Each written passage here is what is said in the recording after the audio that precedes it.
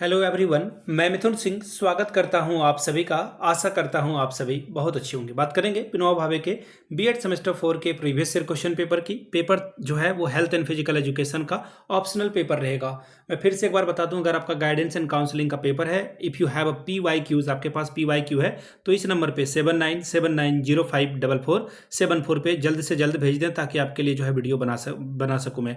2 बजे रात तक आज मैं जगने वाला हूँ। अगर 2 बजे तक आपका आ गया तो फिर अर्ली मॉर्निंग तक आपको वीडियो मिल जाएगी, अदरवाइज फिर लेट से आपको मिल पाएगा। फिलहाल आगे बढ़े उससे पहले मैं आपको बता दूं, 12 बजे के करीब ये वीडियो मैं बना रहा हूं विनोबा भावे के बीएड सेमेस्टर 4 के PYQs को, जो MCQ एग्जाम में पूछे गए हैं। कुछ लोग बच्चे कमेंट करते हैं नीचे आकर के, सर जो आप बनाते हो उससे तो हूबहू सवाल एग्जाम में MCQ आता नहीं है।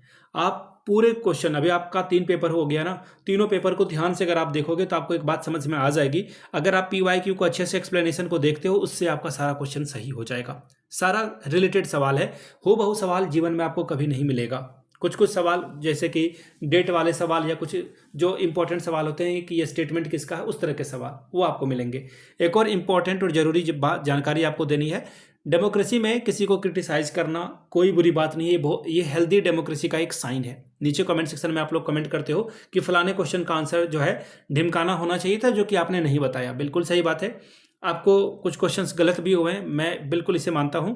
और दूसरी बात, हम लोगों ने टीचर ट्रेनिंग के दौरान एक बात सीखी है कि हम लोग माँ के गर्भ से लेकर के कब्र तक चीज़ों को सीखते रहते हैं। कहने वाली बात यही है कि आप जब तक लकड़ी के ऊपर जल ना जाओ या फिर आप पैदा होते हो और वहाँ तक सीखने का, इवन पैदा होने से पहले तक आप सीख रहे होते हो। कहने वाली बात यही है कि मैं भी सीख रहा हूँ। वी ऑल आर लर्नर्स, हम लोग लर्नर हैं और हमें हमें हमेशा जो है अपने से छोटे से, बड़े से, अपने से समकक्ष से, हर किसी से सीखना है। तो चलिए देखिए, एक बात मैं बस यही कहना चाह रहा हूँ कि आप मुझे क्रिटिसाइज करें, गलत को गलत कहें, तरीका गलत नहीं होना चाहिए गलत को कहने का। चलिए पहला सवाल, मधुमेह किस अंग के कार्य नहीं करने से होता है? तो देखिए, मधुमेह यानी कि डायबिटीज अगर आपको हो जाता है, कौन सा बॉडी का पार्ट अगर आपका ठीक से काम नहीं करता है तो आपको दिक्कत का सामना करना पड़ेगा। तो देखिए, ये जो है वो क्या होगा, पेनक्रियाज होगा, लिवर होगा, लंग्स होगा, या फिर जो है सेप्लिन होगा। देखिए, कहने वाली बात यह है कि इसका जो आंसर है वो हो जाएगा आपका पेनक्रियाज। एक्चुअली पेनक्रियाज जो है क्या निकालता है, इंसुलिन। और इंसुलिन क्या है, जैसे कि आप खाना खा रहे हो, पूरे दिन में आपने ब्रेकफास्ट किया, लंच किया, डिनर किया, उसके बाद वो जो है ग्लूकोज में कन्वर्ट होता है और उससे जो है फिर शुगर जो है बनता है। और अगर आपके बॉडी में शुगर अधिक बढ़ जाता है तो उस शुगर के स्पाइक को कम करने का काम इंसुलिन करती है। सपोज कर लो कि आप किसी पार्टी में जाते हो और पार्टी में आपने बहुत सारा खाना खा लिया, तो उस दिन जो है आपका पेनक्रियाज जो है वो ज़्यादा काम करेगा और ज़्यादा इंसुलिन रिलीज करेगा, ताकि बॉडी में जो शुगर की मात्रा है वो उसे कंट्रोल किया जा सके। सपोज कर लो आप फास्ट पे हो, सिर्फ पानी पीकर आप दिन भर हो, तो उस समय जो है पेनक्रियाज बड़े रिलैक्स मोड में रहेगा, वो कम काम करेगा। यहाँ पे वो इंसुलिन कम बॉडी में रिलीज करेगा, लेकिन वो जो है मॉनिटर करता रहेगा आपके बॉडी में कि कितना जो है इंसुलिन इसे रिलीज करना और कितना नहीं। 2023 का ये क्वेश्चन पेपर का ये पेपर था, यानी कि आंसर आपका ऑप्शन नंबर 1 हो जाएगा। पहली बात। दूसरी, अगर सपोज कर लो कि कुछ आपको लगता है कि क्वेश्चन का आंसर ऐसे होना चाहिए, तो आप क्या करो, आंसर बता दो और साथ में लिंक अटैच कर दो कि ये फलाने वेबसाइट पे या फिर किसी और जगह से आपने इसे पढ़ा है। सोर्स का नाम लिख दो, पेज नंबर भी लिख दो, ताकि मैं उसे वेरीफाई कर सकूं। अगला सवाल, और गलती होगी तो मैं आपके कमेंट को जो है हार्ट दे दूंगा, ताकि बच्चे समझ पाएं कि ये क्वेश्चन जो भी बच्चे ने नीचे एक्सप्लेन किया वो सही था। सवाल नंबर दूसरा, तंत्रिका तंत्र में जोड़ों को क्या कहा जाता है? देखिए, तंत्रिका तंत्र में जो 2 जोड़ होते हैं, यहाँ पे आपको मैं एडिट करके इमेज दिखा दूंगा। क्लास 10th के बायो वाले पेपर में आपको ये देखने को मिलेगा। वहाँ पे स्पष्ट तौर पर जो है 2 न्यूरॉन को जोड़ने वाला जो काम है वो सिनेप्स करता है। वो क्या करता है, सिनेप्स करता है। इस पे बहुत सारा सवाल भी एग्जाम में आ चुका है। आंसर आपका जो है ऑप्शन नंबर 1 आपका करेक्ट हो जाएगा। बायो वाला ये पेपर था। अगला सवाल, शारीरिक शिक्षा का उद्देश्य क्या है? फिजिकल एजुकेशन क्यों दिया जाए बच्चों को, इससे क्या हासिल होगा, इसका ऑब्जेक्टिव क्या है? जैसे करिकुलम डिजाइन आप करते हो, करिकुलम से आप कुछ अचीवमेंट लेना चाहते हो, बच्चे कुछ सीख पाए, तो उसी तरह से शारीरिक शिक्षा देने का क्या ऑब्जेक्टिव है? शक्ति प्रदान करना, ज्ञान प्रदान करना, बेहतर प्रदर्शन करना, शारीरिक गतिविधियों का विकास करना। देखिए, मेरे हिसाब से इसका ऑप्शन जो है सबसे बेस्ट क्या होना चाहिए था, शारीरिक शिक्षा का उद्देश्य क्या होना चाहिए था? पहला ऑप्शन तो ये होता कि ज्ञान का विकास हो, आप मानसिक रूप से जो है मजबूत बने।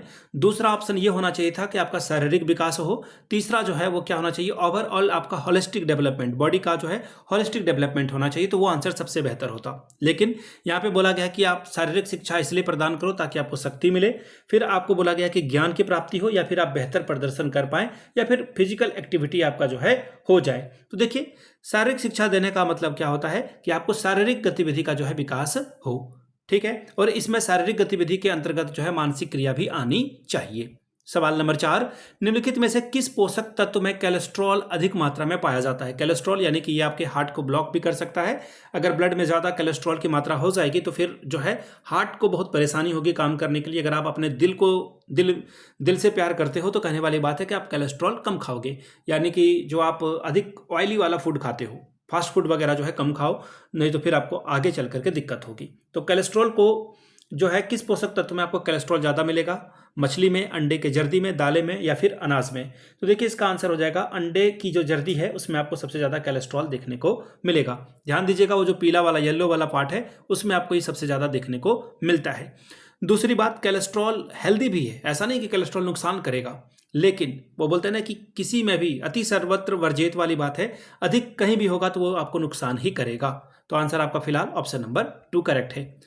सवाल नंबर 5, निम्नलिखित में से कौन से कारक स्वास्थ्य को प्रभावित करते हैं, हेल्थ को जो है इफेक्ट करने वाले रीजन है। पहला है बायोलॉजिकल, फिर है एनवायरमेंटल, फिर है साइकोलॉजिकल यानी कि मानसिक, जैविक, पर्यावरण, या फिर सभी। देखो, आपके स्वास्थ्य को जो है बायोलॉजिकल टर्म में, अब अगर आपका जेनेटिक बहुत अच्छा है तो आप जो है अधिक समय तक जी पाओगे, लेकिन अगर किसी का जीन बहुत अच्छा है और उस जीन को वो रिस्पेक्ट नहीं कर रहा है, जेनेटिक्स को रिस्पेक्ट नहीं कर रहा है, और बहुत सारा जो है ऐसे इन्वायरमेंट में रह रहा है जहाँ पर बहुत ज़्यादा जो है एयर पोल्यूशन है, या फिर वहाँ पे सांस लेना दुभर हो रहा है, या फिर और भी तरह की प्रॉब्लम्स है, तो वो ज़्यादा दिन जिंदा नहीं रह पाएगा।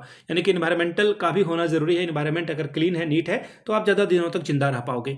मानसिक, सपोज कर लो कि आपको जो है बायोलॉजिकल जेनेटिक्स भी आपका मजबूत है, इन्वायरमेंट भी आपका नीट एंड क्लीन है, और घर में परेशानी है, या फिर बॉस आपको बहुत डांट डपट लगा रहा है, या फिर बॉस जो है बुली कर रहा है आपको, तो कहने वाली बात है कि अगर आपको मेंटल स्ट्रेस बहुत ज़्यादा हो रहा है तो भी आप अच्छे से हेल्दी नहीं रह सकते हो। तो तीनों का होना ज़रूरी है। आंसर आपका ऑप्शन नंबर 4 करेक्ट हो जाएगा। अगला सवाल, निम्नलिखित में से कौन सा स्वास्थ्य को प्रभावित करने वाला कारक है, नशा, मास्क, व्यायाम, या फिर शराब पीना। तो देखो, निम्नलिखित में से कौन सा स्वास्थ्य को यानी कि हेल्थ को प्रभावित कर सकता है। आप अगर नशा करोगे तो नुकसान होगा, व्यायाम करोगे तो भी आपको जो है नुकसान होगा, शराब पियोगे तो भी नुकसान होगा। तो देखिए, सारे जो है स्वास्थ्य को प्रभावित करने वाले हैं, लेकिन ये नेगेटिव तौर से, ये भी नेगेटिव तौर से आपको नुकसान करेगा।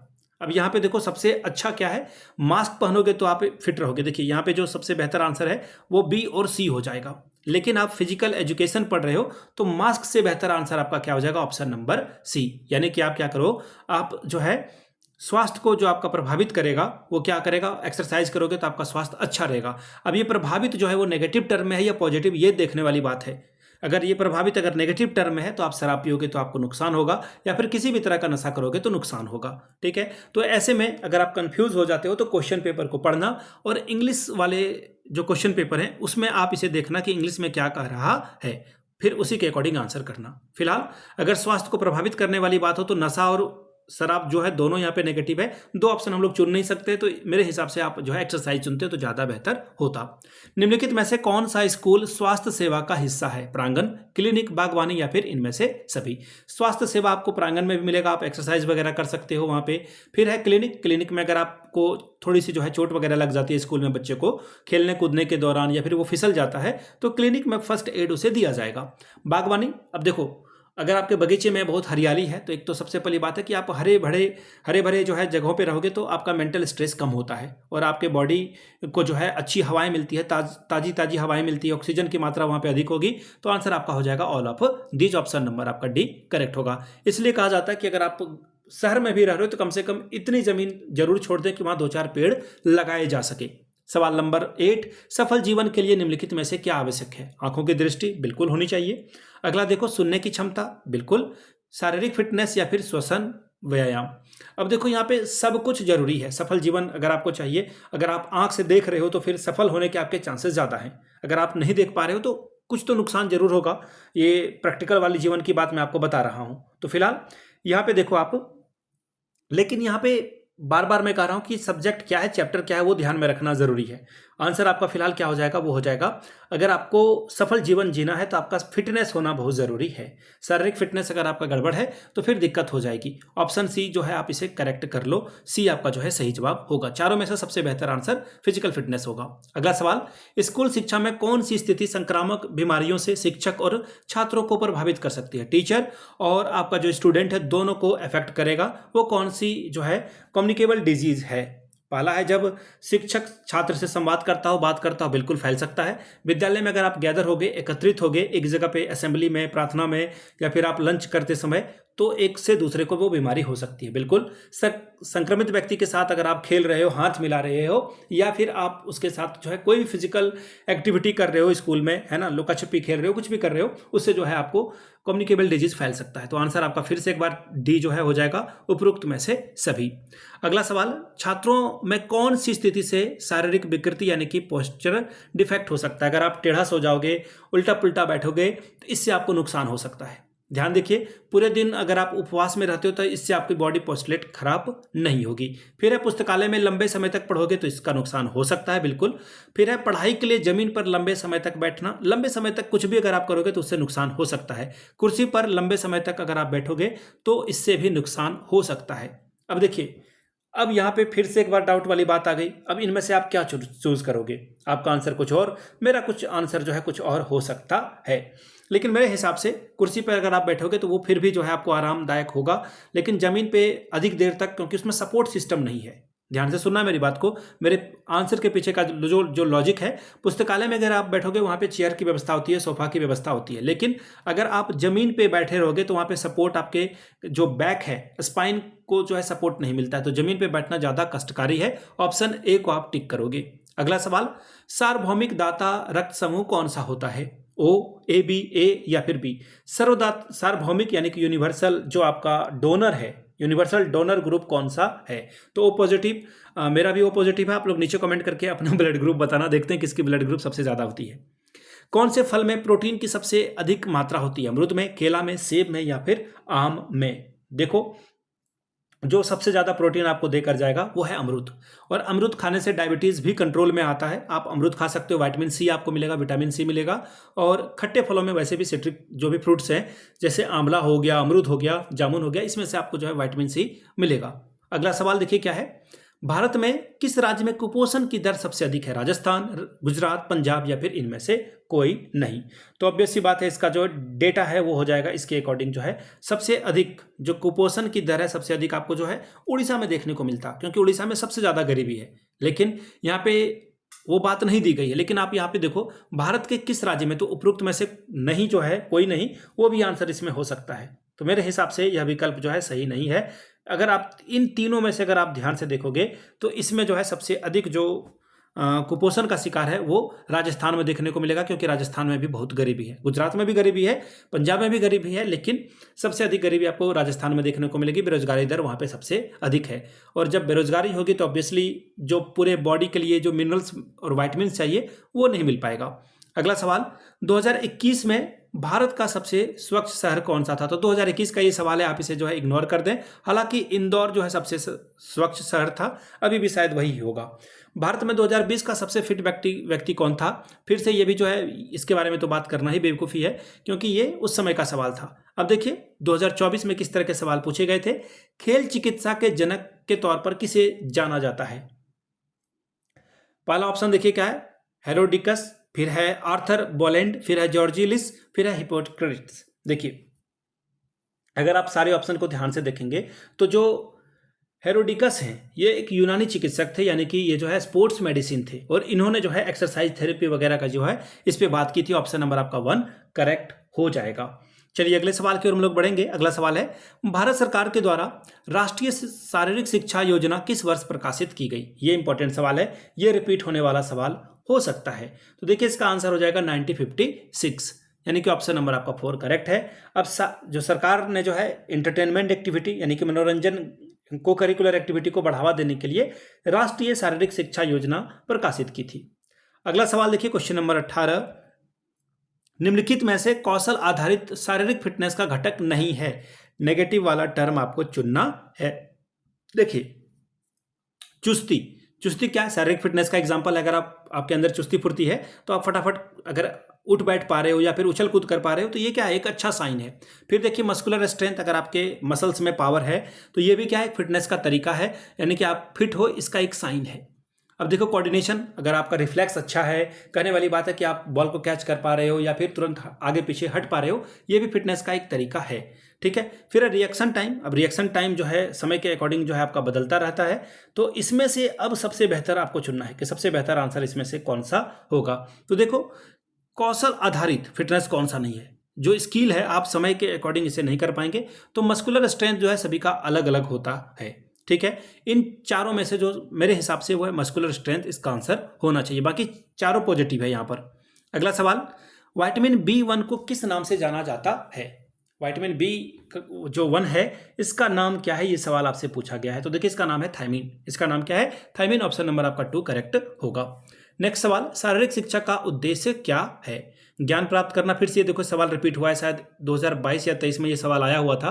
तो ध्यान दीजिए, शारीरिक शिक्षा का उद्देश्य क्या है कि आपका जो है शारीरिक गतिविधि का आपका जो है विकास हो। ऑप्शन नंबर आपका 3 करेक्ट हो जाएगा। अगला सवाल देखिए क्या है, खत्म हो गया क्या? हाँ, एक्चुअली ये 18-19 वाला सवाल मिल गया है। ठीक है। 2018 में विनोबा भावे में किस तरह के सवाल पूछे गए थे? हाइपरमेट्रोपिया किससे संबंधित है?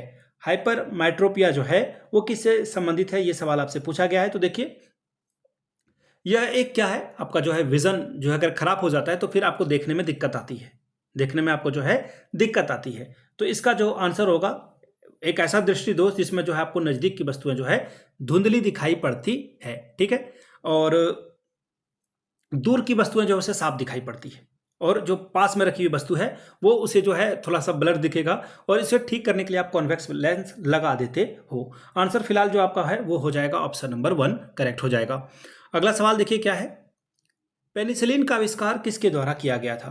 फैक्चुअल सवाल है, अगर आपको पता है तो पता है, नहीं तो नहीं पता है तो फिर आप जो है दिक्कत में फंस जाओगे। इसका कोई और इलाज नहीं है। सवाल क्या था?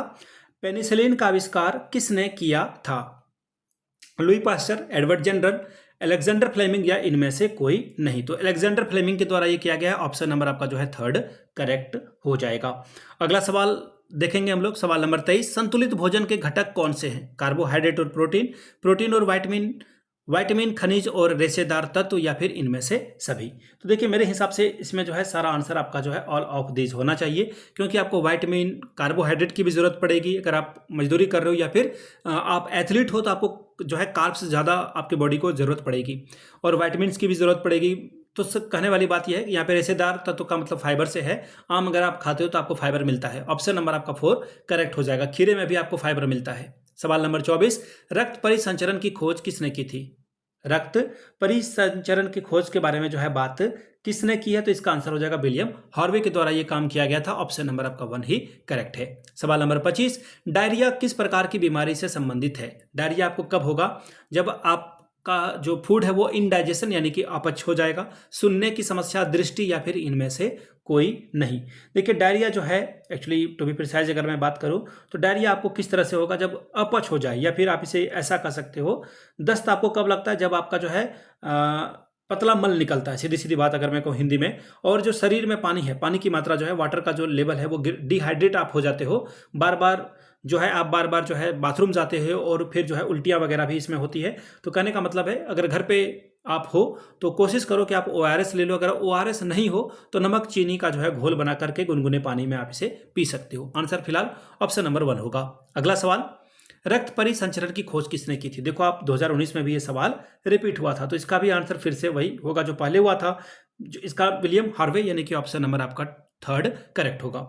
नेक्स्ट सवाल, स्वास्थ्य शिक्षा का महत्व क्या है? छात्रों की पौष्टिकता से, प्राथमिक उपचार से, शिक्षक छात्र संबंध से। तो देखिए ये तीनों ऑप्शन तो होगा नहीं। अगर शारीरिक शिक्षा आप दे रहे हो तो इसका मतलब है कि बच्चा जो है हष्ट पुष्ट है, हेल्दी है। कहने वाली बात यही है कि बच्चा जो है क्या है, वो हेल्दी है। ठीक है। तो इसका आंसर देखिए क्या हो जाएगा, ऑप्शन नंबर 1 करेक्ट हो जाएगा। ठीक है। स्वास्थ्य शिक्षा का महत्व क्या है? ठीक है। अब देखिए बात यहाँ पे ना कि जो ऑप्शन दिया गया है इसे अच्छे से एक्सप्लोर नहीं किया गया है। अगर आप स्वास्थ्य शिक्षा को अगर आप बताते हो कि हाँ प्राथमिक शिक्षा, प्राथमिक उपचार जो है, इसको आप एक्सप्लेन करके नहीं लिखोगे तो फिर बच्चा समझ नहीं पाएगा। मनुष्य के शरीर में कुल कितनी हड्डियां होती है? तो आपने मूवी वगैरह में भी बहुत बार सुना होगा कि मैं तुम्हारी इतनी हड्डियां तोड़ दूंगा। आपको भी पता है। तो मनुष्य के शरीर में 206 हड्डियां होती है, इनमें से कोई नहीं इसका आंसर होगा। अगला सवाल, मनुष्य के शरीर में प्लेटलेट्स की संख्या कितनी होती है? प्लेटलेट्स, देखो अगर आपके शरीर में प्लेटलेट्स कम हो रहा है तो आपको जो है लिक्विड फ्लूइड जो है लेना चाहिए। डॉक्टर भी रेकमेंड करते हैं आपको जो है अलग अलग जो डॉक्टर दवाई लिखते हैं, सबसे पहले तो आप उसे करो, सलाइन आपके बॉडी में चढ़ाया जाता है, फिर आप जो है जूस वगैरह जो है पीते हो। तो आंसर आपका जो है फिलहाल ऑप्शन नंबर 2 करेक्ट होगा। अगला सवाल, संतुलित भोजन के घटक क्या हैं? फिर से इसका आंसर क्या हो जाएगा? Option number 4। आपको सब कुछ चाहिए, प्रोटीन भी चाहिए, विटामिन भी चाहिए, कार्बोहाइड्रेट, प्रोटीन, मिनरल्स, सब कुछ चाहिए होता है। अगला सवाल, डिसलेक्सिया मुख्य रूप से किस कठिनाई से जुड़ा हुआ शब्द है? हालांकि इसमें नहीं आना चाहिए था, बट ये सवाल इसमें आया हुआ है, कोई बात नहीं, मिक्स हो जाता है कई कई दफा सवाल। फिलहाल डिसलेक्सिया जो है वो किससे संबंधित है? डिसलेक्सिया आपको जो है देखने में आपको दिक्कत करेगा, पढ़ने में आपको दिक्कत करेगा, यानी कि आप किसी चीज को पढ़ नहीं पाओगे। ऑप्शन नंबर आपका जो है 31, क्वेश्चन नंबर 31 का 2 करेक्ट हो जाएगा। नेक्स्ट सवाल, चेचक के टीके की खोज किसने की थी? चेचक के टीके यानी कि चिकन पॉक्स अगर आपको हो जाता है तो इसके बारे में किसने बात की थी? Edward Jenner, William Harvey, Louis Pasteur या फिर फ्लेमिंग के द्वारा इसके ऊपर बात की गई थी। तो देखिए इसका आंसर हो जाएगा एडवर्ड जेनर ने जो है चेचक के टीके की खोज की थी। विलियम हार्वे ने किसकी बात की थी? क्वेश्चन नंबर 32 का आंसर आप लोग नीचे करना, 2 बार ये सवाल आ चुका था। अगला सवाल, बच्चों के व्यवहार में सुधार के लिए सबसे अधिक प्रभावशाली तरीका क्या है? पुरस्कार देना, दंड देना, आरोप निकालना या फिर निष्कासन? नेगेटिव वाले को चुनिए। दंड देना कभी भी उचित नहीं होगा, आरोप लगाना भी गलत है, निष्कासन भी गलत है। आंसर आपका ऑप्शन नंबर 1 करेक्ट हो जाएगा। अगला सवाल, विकास कब आरंभ होता है? उत्तर बाल्यावस्था से, प्रसव पूर्वावस्था से, शैशवावस्था से या फिर पूर्व बाल्य अवस्था से? तो देखिए मैंने इंट्रो में ही इस वीडियो के बारे में आपसे कहा था कि आप बचपन में जो है, जब से आप जो डेवलपमेंट है या फिर लर्निंग है, जो भी आप उसे कह लो, विकास जो है हमेशा जो है शुरुआत आपकी जो है पैदा होने से पहले ही हो जाती है, यानी कि ऑप्शन नंबर आपका 2 करेक्ट हो जाएगा। अगला सवाल देखिए क्या है, मध्याह्न भोजन से आप क्या समझते हैं? सबसे पहले मिड डे मील के बारे में जान लीजिए। मिड डे मील मैंने आपको पहले भी बता रखा है कि तमिलनाडु से इसकी शुरुआत हुई थी। तो मिड डे मील के जो है शुरुआत है भोजन से आप क्या समझते हैं? दोपहर का भोजन, दाल चावल रोटी द्वारा भोजन या फिर विद्यालय में पूरे समय के बीच मध्याह्न भोजन? तो आंसर आपका ऑप्शन नंबर 3 होगा, क्योंकि ये विद्यालय से ही संबंधित है। हमारे शरीर का निर्माण बिल्डिंग ब्लॉक जो है किस तत्व को कहा जाता है? तो देखिए ये हाईलाइट कर दिया गया है, प्रोटीन इसका सही जवाब होगा। प्रोटीन क्या है? आपके मसल्स को बनाता है, तो इसलिए बच्चों को हम लोग क्या करते हैं, बचपन में दूध पिलाते हैं प्रोटीन के लिए, उसे जो है अंडे खाने के लिए देते हैं। और हाँ, हमारे देश में ना बहुत एक ज़्यादा जो है बहुत डिबेट चला था कि अंडे बच्चे को दे या ना दे। ये आपकी चॉइस है, आप देना चाहते हैं या अथवा नहीं। अगर बच्चा आपका अंडा खाने में सक्षम है, किसी भी तरह की उसे परेशानी नहीं है, प्लीज़ अंडे खिलाएं बच्चे को। ये गरीबों के लिए, जो गरीब बच्चे ज़्यादा दूध वगैरह अफोर्ड नहीं कर सकते हैं, उनकी परिवार दूध को अफोर्ड नहीं कर सकते हैं, तो अंडा एक बेहतरीन जो है आपके लिए क्या है, कंप्लीट फूड की तरह है। कंप्लीट फूड तो मिल्क को कहा जाता है, विटामिन सी के अलावा उसमें लगभग सब कुछ मिल जाता है, लेकिन आप जो है प्रोटीन के लिए बच्चे को अंडा खिला सकते हैं। अगला सवाल, मधुमेह किस अंग के सही प्रकार से कार्य न करने के कारण होता है? तो अग्नाशय। अग्नाशय से अगर इंसुलिन अच्छे से रिलीज नहीं होगा तो फिर आपको जो है डायबिटीज हो जाएगी, यानी कि आपके शरीर में जो है शुगर को कंट्रोल करने के लिए जो इंसुलिन की जरूरत है वो ठीक से जो है प्रोड्यूस नहीं हो पाएगा। आंसर जो है आपका क्या होगा? करेक्ट हो जाएगा, option number C. Question number 38, शारीरिक शिक्षा का मुख्य उद्देश्य क्या है? ऑब्वियसली ये सवाल 3 या 4 बार रिपीट हो चुका है, शारीरिक गतिविधियों का विकास करना। अगला सवाल, विटामिन B7 को किस नाम से जाना जाता है? पता नहीं आंसर को हाईलाइट ये कैसे कर दिया गया है। आई थिंक पैसे कटने चाहिए ना, टाइप करने वाले के पैसे कटने चाहिए। कोई बात नहीं, उनसे भी गलतियां होती है, मुझसे भी गलतियां होती है और आपसे भी गलतियां होती है। फिलहाल इसका आंसर जो है बायोटीन हो जाएगा। अगला सवाल देखिए क्या है, कौन सा प्रदूषण विभिन्न श्वसन रोगों के कारण होता है? वायु प्रदूषण के कारण आपको जो है रेस्पिरेटरी डिजीज होती है। तो अब आप नीचे कमेंट करके बताएंगे कि 40 में से आपका जो है आंसर कितना सही हुआ। वीडियो में आगे हम लोग बढ़ेंगे और भी जो है गाइडेंस एंड काउंसलिंग की भी वीडियो आएगी, और कोशिश करूंगा कि ईवीएस के लिए जिनका है वो सिद्धू कानू वाले क्वेश्चन पेपर को देख सकते हैं। वीडियो को आपने यहाँ तक देखा, प्यार दिया इसके लिए आप सभी का बहुत बहुत शुक्रिया। Have a good day.